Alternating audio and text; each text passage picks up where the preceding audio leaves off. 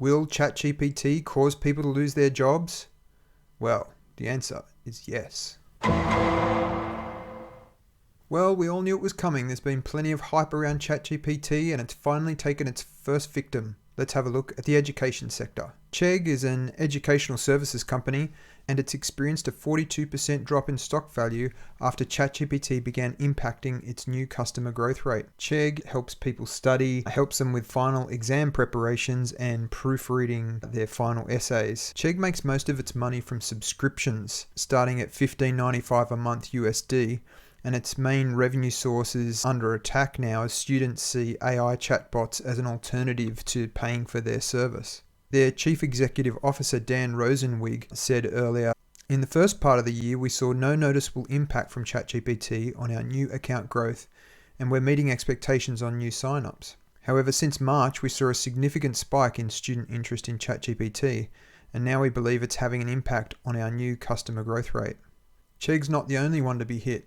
Pearson's lost £1 billion off their stock price, down by 15%. Duolingo, the popular language learning app's also been hit, down 10%. But apart from stock prices, what about actual job losses?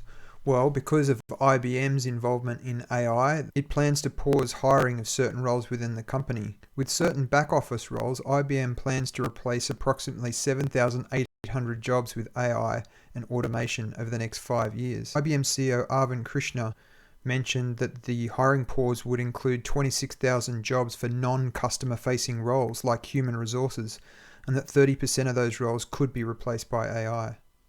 In February, ResumeBuilder.com surveyed the top 1,000 business leaders to see how they're using ChatGPT. The survey confirmed 48% of companies have replaced workers with ChatGPT since its beginning in November last year. A quarter of the companies surveyed said they've already saved $70,000 a year by using ChatGPT.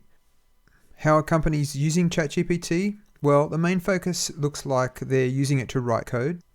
58% are using it for copywriting, 57% for customer support, and 52% for creating summaries of meetings or documents.